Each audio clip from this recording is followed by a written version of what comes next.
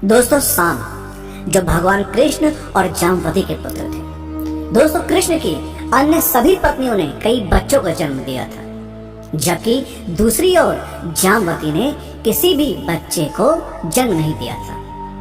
अब कृष्ण की तीसरी पत्नी जामवती बिना किसी बच्चे के थी। अब वह कृष्ण के पास पहुंची और उनसे एक बेटा देने का अनुरोध किया। अब कृष्ण ऋषि उपमन्यु के आश्रम में गए और उनकी सलाह के अनुसार भगवान शिव को प्रसन्न करने के लिए तपस्या करने लगे। अब 6 महीने के बाद शिव प्रसन्न हुए और कृष्ण के सामने अपने अर्धनारीश्वर रूप में प्रकट हुए। अब कृष्ण ने पुत्र प्राप्ति की कामना की और मनोकामना मांगी। अब कृष्ण चाहते थे कि उनका पुत्र साम बिल्कुल शिव जैसा ही हो, और जैसा कि हम सभी जानते हैं कि शिव का मुख्य कार्य विनाश करना है। जल्द ही जामवती को एक बेटा पैदा हुआ, क्योंकि शिव के अर्धनारीश्वर रूप को साम भी कहा जाता है, इसलिए जामवती के पुत्र का नाम साम रखा गया। अब साम को पूरे यदुवंश जाति के विनाश का कारण बनाया गया था। ऐसा कहा जाता है कि कृष्ण सर्वोच्च शक्ति थे, पहले से ही जानते थे कि क्या आ रहा है और अच्छी तरह से जानते थे कि यदुवंश शक्तिशाली है और किसी को भी हराया नहीं जा सकता। कृष्ण जानते थे कि यह युग का अंत होने का समय है और इसलिए वह अपने पुत्र साम को इस संसार में ले आए ताकि इस कबीले को नष्ट किया जा सके। अब साम बड़ा होकर एक बहुत ही सुंदर राजकुमार बन गया। अब इस बीच दुर्योधन की खूबसूरत बेटी लक्ष्मणा की शादी होने की उम्र आ गई। अब वहाँ एक स्वयंवर आयोजित किया गया था, जहाँ उसे अपने भविष्य के पति को चुनने की स्वतंत्रता थी। अब समारोह में कई महान राजाओं और राजकुमारों ने भाग लिया। अब साम भी समारोह में उपस्थित थे। अब हालांकि यह देखने के लिए इंतजार करने की बजाय वह किसे चुनती है, उसने जबरदस्ती उसे अगवा कर लिया और उसे दूर ले गया, ठीक भीड़ के सामने से। अब दुर्योधन का परिवार नाराज और शर्मिंदा था। वे सभी अपने अपने रथों में सवार हो गए और साम का पीछा किया। अब उसे आखिरकार कौरवों के राज्य में पकड़ लिया गया और गिरफ्तार कर लिया गया। अब साम को जेल में रखा गया था, जहाँ उसके साथ बहुत बुरा बर्ताव किया जाता था और हर तरह से उसे अपमानित किया जाता था। अब कैद की खबर अंततः कृष्ण के कानों तक पहुंची। अब अपने बेटे के जघन्य अपराध और इस तथ्य को देखते हुए कि कौरव उनके सबसे बुरे दुश्मन थे, उन्होंने साम को नहीं बचाने का फैसला किया। अब कृष्ण के भाई बलराम अपने भतीजे के बेहद करीब थे। उन्होंने उसे कौरवों के राज्य से वापस लाने का फैसला लिया। अब उन्होंने दुर्योधन से संपर्क किया और उनसे अनुरोध किया, लेकिन दुर्योधन ने राजकुमार को रिहा करने से इनकार कर दिया। अब जेल की दीवारों को तोड़ने के लिए बलराम ने अपने हथियार हल का इस्तेमाल किया। अब उन्होंने उन सभी सैनिकों को नष्ट कर दिया जिन्होंने उन्हें उनके मार्ग पर रोकने की कोशिश की थी।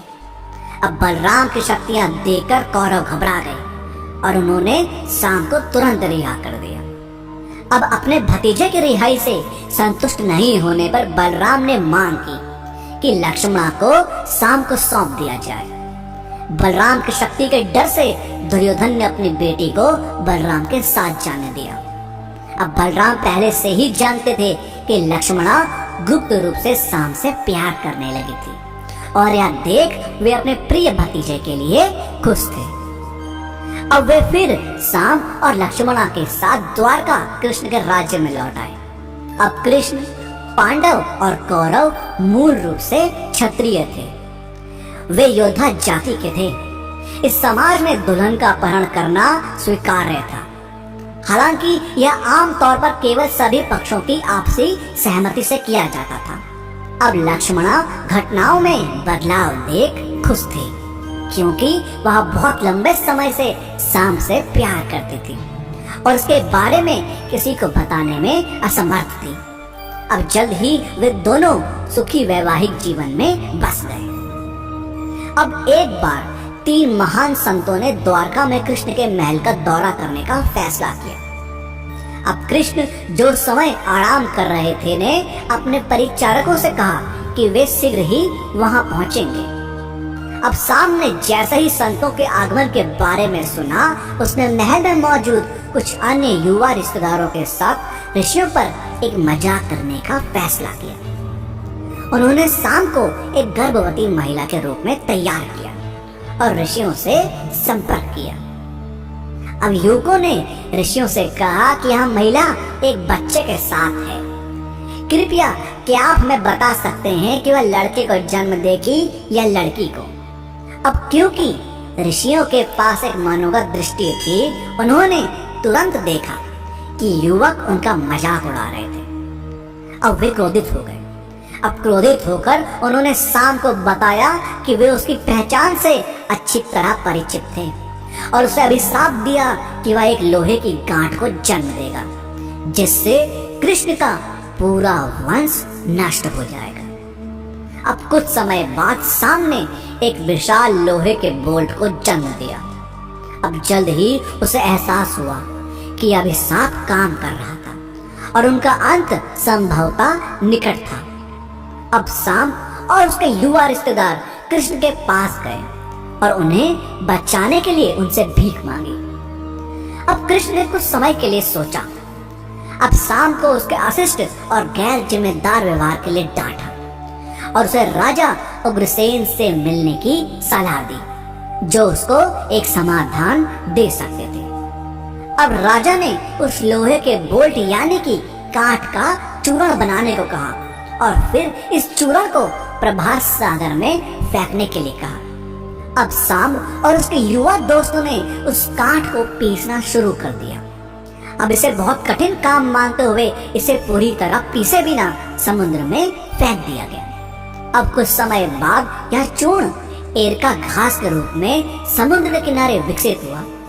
अब इसी लोहे का एक टुकड़ा समुद्र में गिर गया और उसे एक मछली निकल गई। अब इस मछली को जरा नामक एक शिकारी ने पकड़ा था। अब जरा ने अपने तीर की नोक पर लोहे को लगाया और अपनी शिकार यात्रा पर निकल गया। अब उस समय कृष्ण जंगल में आराम कर रहे थे। अब जरा ने कृष्ण के बाएं पैर की नोक को एक हिरण का कान समझा और उस पर अपना तीर चला दिया। अब जिससे कृष्ण गंभीर रूप से घायल हो गए। अब जरा ने अपनी गलती देख पश्चाताप किया। अब कृष्ण ने उसे सांत्वना दी और कहा कि यह सब एक दिन होना ही था। तब कृष्ण अपने नश्वर शरीर से विदा होकर वापस वैकुंठ चले गए। अब दोस्तों शाम ने बहुत परेशानियों का सामना किया। हालांकि वह एक बहुत ही सम्मानित योद्धा था, लेकिन ये सब तो होना ही था।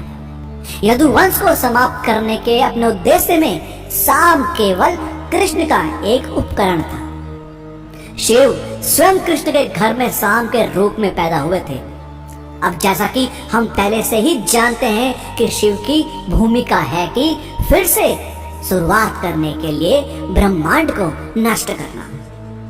दोस्तों आपका इस बारे में क्या कहना है, हमें कमेंट के माध्यम से जरूर बताएं और इस वीडियो को पार्ट 2 चाहिए हो तो कमेंट्स में पार्ट 2 जरूर लिखें और वीडियो पसंद आई हो तो लाइक और शेयर करना मत भूलिएगा। हम आपको मिलते हैं अगली वीडियो।